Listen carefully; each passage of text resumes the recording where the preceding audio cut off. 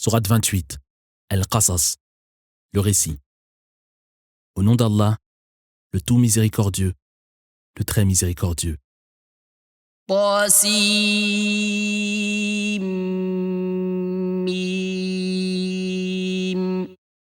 Voici les versets d'un livre d'une grande clarté.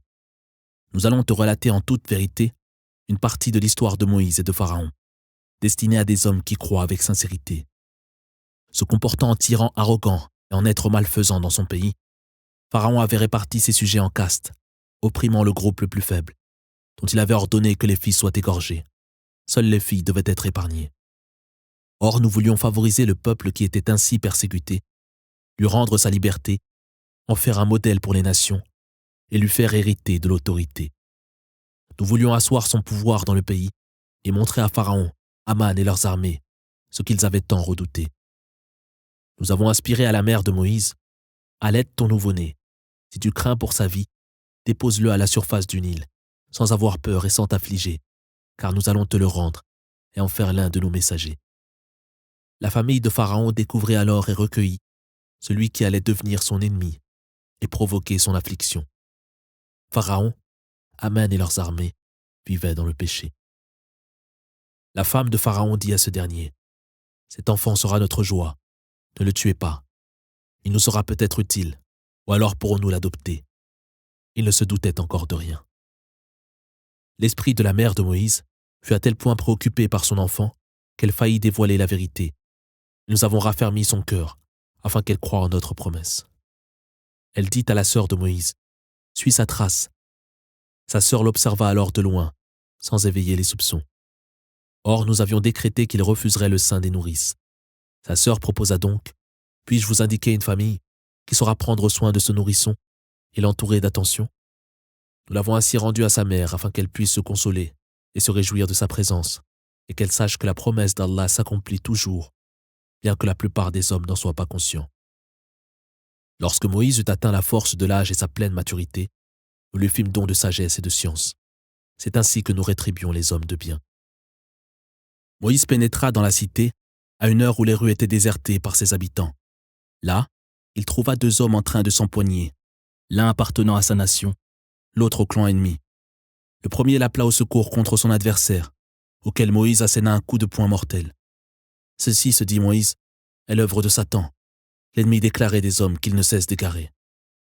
Avant d'ajouter, « Veuille Seigneur me pardonner, car j'ai été injuste envers moi-même. » Allah, le très clément, le très miséricordieux, lui accorda donc son pardon. Moïse dit, « Seigneur, en reconnaissance de tes bienfaits, jamais plus je n'apporterai mon soutien aux criminels. » Il se retrouva le lendemain dans la ville, inquiet et aux aguets. Et voici que celui qui la veille l'avait appelé au secours réclamait de nouveau son aide à grands cris. Moïse lui dit, « Tu es manifestement un dévoyé. » Au moment où Moïse voulut s'attaquer à leur ennemi commun, il s'écria, « Veux-tu, Moïse, me tuer comme tu as provoqué hier la mort d'un homme? Tu veux décidément te comporter comme un être brutal sur terre, non comme un homme enclin à faire le bien. » Accourant du bout de la ville, un homme vint l'avertir. « Moïse, les grands d'Égypte sont en train de délibérer à ton sujet, déterminés à t'exécuter. Je te conseille donc sincèrement de quitter la cité. » Avec la même appréhension et toujours sur ses gardes, Moïse quitta la ville en implorant « Sauve-moi, Seigneur, de ce peuple injuste. » Se dirigeant vers Madian, il dit « J'espère que mon Seigneur me mettra sur la bonne voie. » Parvenu au puits de Madian, il trouva un groupe d'hommes abreuvant leurs troupeaux, tandis que deux femmes en retrait retenaient leurs bêtes.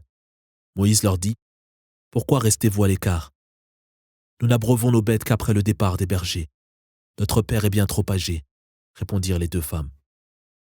Moïse abreuva donc leurs bêtes, puis alla se mettre à l'ombre en implorant « J'ai grand besoin, Seigneur, de tout bienfait que tu voudras bien répandre sur moi. » Quelque temps après, l'une des deux femmes s'approcha pudiquement et lui dit « Mon père te convie afin de te récompenser pour avoir abreuvé nos bêtes. » Lorsque Moïse se fut présenté au vieil homme et lui eut relaté son histoire, celui-ci le rassura. « Tu n'as plus rien à craindre. Tu es sauvé de ce peuple injuste. » L'une des deux filles dit « Père, loue ses services. Tu ne trouveras pas meilleur que cet homme qui réunit à la fois force et loyauté. » Le vieillard dit à Moïse « Je voudrais te donner en mariage l'une de mes deux filles que voici, à condition de rester 8 ans à mon service. » à moins que tu ne décides par toi-même de demeurer 10 années. Je ne veux rien t'imposer d'excessif. Tu trouveras en moi, par la volonté d'Allah, un homme bienfaisant. Moïse dit, voilà qui est convenu entre nous. J'accomplirai l'une ou l'autre de ces deux périodes, sans que rien d'autre ne puisse être exigé de moi. Allah est garant de notre engagement. Après avoir accompli la période convenue, Moïse se mit en route avec sa famille. Apercevant un feu sur le versant du mont Sinaï, il dit aux siens, « Restez ici, j'ai aperçu un feu, en espérant que je pourrais vous en rapporter quelques informations, ou un tison ardent pour vous réchauffer. » S'étant approché du feu, il fut interpellé en ce lieu béni, à partir du buisson ardent, situé sur le flanc droit de la vallée. « Moïse, je suis Allah, Seigneur de la création. Jette ton bâton. » Lorsque s'étant exécuté, il vit son bâton s'agiter tel un serpent. Il prit la fuite sans même se retourner. Le Seigneur dit, « Reviens Moïse, n'aie aucune crainte, tu es en sécurité. Introduis ta main dans le col de ta tunique, elle en ressortira toute blanche, sans que cette couleur soit due à la maladie. Place ta main contre ton flanc afin de dissiper ta frayeur. Voilà 2 miracles de ton Seigneur, destinés à Pharaon et au grand d'Égypte qui me refusent obéissance. » Moïse dit, « Je crains Seigneur qu'il ne me mette à mort pour avoir tué l'un des leurs. En outre, mon frère Aaron s'exprime plus clairement que moi. Associe-le donc à ma mission, afin qu'il puisse m'assister et confirmer mes dires. J'ai peur en effet d'être traité d'imposteur. » Le Seigneur dit, « Nous allons t'accorder le soutien de ton frère et vous doter d'un tel pouvoir qu'ils ne pourront vous causer du tort. Assistez de nos miracles, vous serez tous deux et ceux qui vous suivront les vainqueurs. » Mais rejetant les miracles éclatants produits par Moïse sous leurs yeux, Pharaon et les siens dirent, « Ce ne sont là que des tours de magie. Nous n'avons rien entendu de tel chez nos ancêtres les plus éloignés. » Mon Seigneur, dit Moïse, sait parfaitement qui est venu de sa part avec la vérité et qui connaîtra une fin heureuse. Il n'y a point de salut pour les impies. S'adressant au grand d'Égypte, Pharaon dit, « Je ne vous connais pas d'autre Dieu que moi. Aman, fais cuire des briques d'argile, au moyen desquelles tu feras bâtir une tour qui me permettra de monter voir le Dieu de Moïse, que je tiens néanmoins pour un menteur. » Pharaon et ses armées affichèrent une fierté démesurée dans le pays, refusant injustement la vérité, persuadés qu'il ne serait jamais ramené à nous. Nous l'avons alors saisi, lui et ses armées, et les avons engloutis sous les eaux. Considère donc quelle fut la fin des impies. Nous avons fait d'eux des chefs menant les leurs en enfer, et qui, le jour de la résurrection, ne pourront être sauvés. Poursuivis ici-bas de nos malédictions, ils seront dans l'au-delà parmi les réprouvés. Après avoir anéanti les peuples impies qui l'ont précédé, nous avons confié à Moïse les Écritures en tant que lumière, sûre direction et miséricorde pour les hommes, invités à en méditer les enseignements. Tu n'étais pas sur le flanc occidental du mont Sinaï, lorsque nous avons confié sa mission à Moïse. Tu n'étais pas témoin de cet événement. Mais nous avons suscité après la disparition de Moïse des générations qui, avec le temps, ont perdu la mémoire. Tu ne vivais pas non plus au milieu du peuple de Madian, pour être aujourd'hui en mesure de relater son histoire. Mais nous t'avons envoyé comme messager et révélé ses récits. Tu n'étais pas non plus sur le versant du Sinaï, lorsque nous avons appelé Moïse, mais tous ces événements te sont révélés, pour que par la grâce de ton Seigneur, tu prêches un peuple que nul n'est venu avant toi avertir, qui saura peut-être y réfléchir, de sorte qu'ils ne puissent affirmer, au moment où ils seront châtiés pour prix de leur impiété, si seulement, Seigneur, tu nous avais envoyé un messager, nous aurions suivi tes enseignements et rejoint le rang des croyants.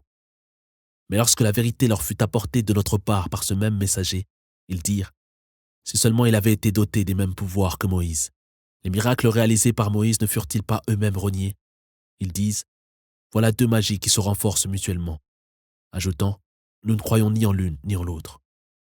Dis, apportez donc, si vous dites la vérité, un livre émanant d'Allah, qui mieux que ces 2-là puisse guider l'humanité, et je m'y conformerai volontiers.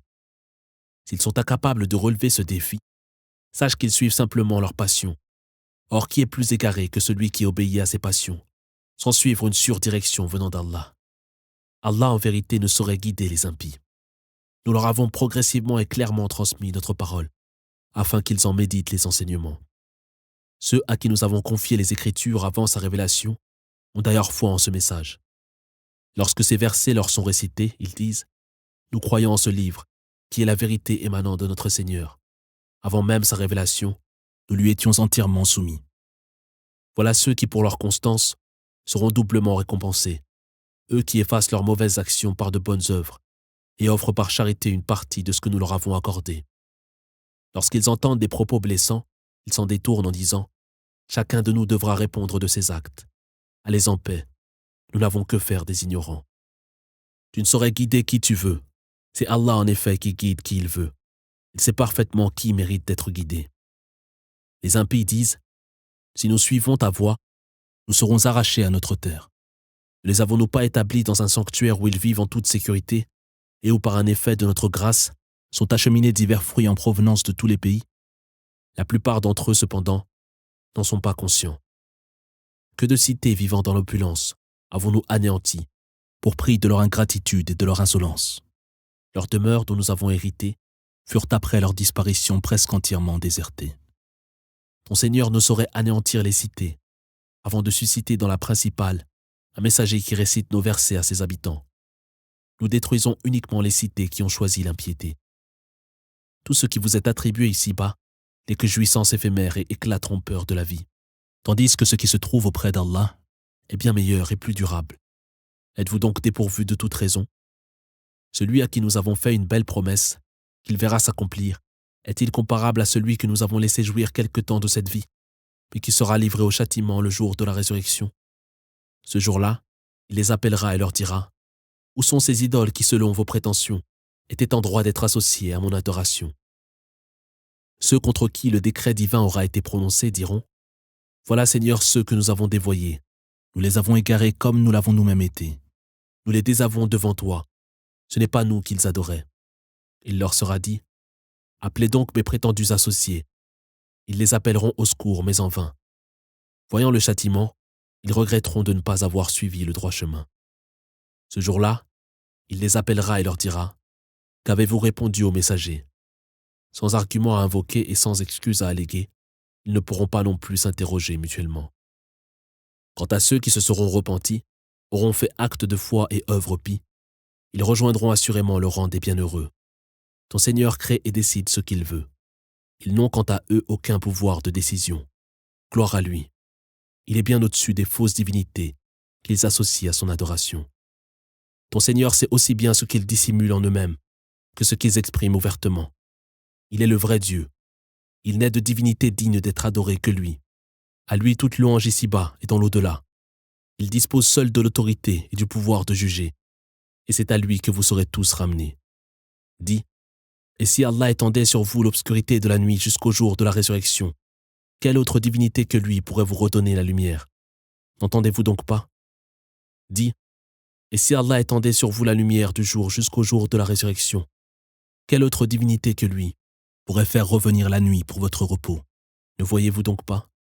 Mais Allah, dans sa miséricorde, a établi la nuit et le jour, l'une vous permettant de trouver le repos et l'autre de rechercher ses faveurs. Peut-être lui en serez-vous reconnaissant. Le jour où Allah les appellera, il leur dira « Où sont ces idoles qui, selon vos prétentions, étaient en droit d'être associées à mon adoration ?» Nous ferons alors venir au sein de chaque nation un témoin et dirons « Apportez vos preuves. » Ils sauront alors que les prophètes disaient la vérité et qu'Allah seul est digne d'être adoré, tandis que les fausses divinités qu'ils avaient inventées auront disparu. Corée, qui appartenait au peuple de Moïse, afficha devant eux une fierté démesurée. Nous lui avons accordé tant de trésors que les seules clés en étaient lourdes à porter pour un groupe d'hommes vigoureux. Certains parmi son peuple lui dirent « Ne te montre pas si arrogant, Allah n'aime pas les êtres insolents. Cherche au contraire par les richesses qu'Allah t'a accordées à obtenir l'ultime demeure, sans pour autant renoncer à ta part des jouissances terrestres. Sois bon envers ton prochain, comme Allah l'a été envers toi. Ne cherche pas à commettre le mal sur terre, car Allah n'aime pas les êtres malfaisants. » Corée rétorqua « Je ne dois cette fortune qu'à mon savoir. Ne savait-il pas qu'Allah avait anéanti avant lui des peuples plus puissants et plus nantis que lui? Mais en réalité, il ne sera pas nécessaire d'interroger les impies sur leurs agissements. » Corée se présenta un jour devant son peuple entouré de tout son faste. Ceux qui convoitaient les plaisirs terrestres s'exclamèrent « Puissions-nous posséder les mêmes richesses que Corée, qui incontestablement a été comblée. » Ceux qui avaient reçu la science répliquèrent « Malheur à vous, la récompense promise par Allah à ceux qui ont la foi et font le bien est meilleure que toutes ces richesses. Celle-ci n'est réservée qu'à ceux qui ont patiemment renoncé à ce monde. » Sur notre ordre, Corée et sa demeure furent engloutis par la terre. Aucun clan ne put le préserver des rigueurs d'Allah, dont il ne put lui-même se protéger. Pris de remords, ceux qui auparavant lui enviaient sa situation dirent « Ne savez-vous pas qu'Allah dispense ses faveurs à qui il veut parmi ses serviteurs, comblant les uns, accordant aux autres avec mesure. Si Allah n'avait pas été bon envers vous, il nous aurait certainement fait engloutir. Ne savez-vous pas qu'il n'y a point de salut pour les impies? Nous destinons cette demeure dernière à ceux qui ne cherchent ni à s'élever sur terre, ni à commettre le péché. Ce sont en effet ceux qui craignent le Seigneur qui connaîtront une fin heureuse. Ceux qui se présenteront avec de bonnes actions recevront une récompense bien supérieure.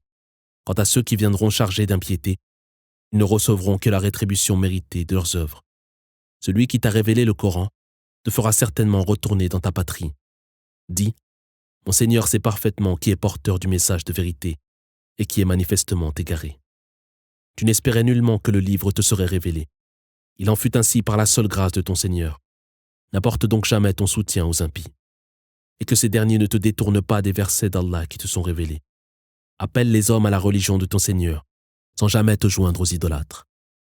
Garde-toi donc d'invoquer d'autres divinités avec Allah. Il n'est de divinité digne d'être adorée que lui. Tout est appelé à disparaître, excepté son visage. Il dispose seul de l'autorité et du pouvoir de juger, et c'est à lui que vous serez tous ramenés.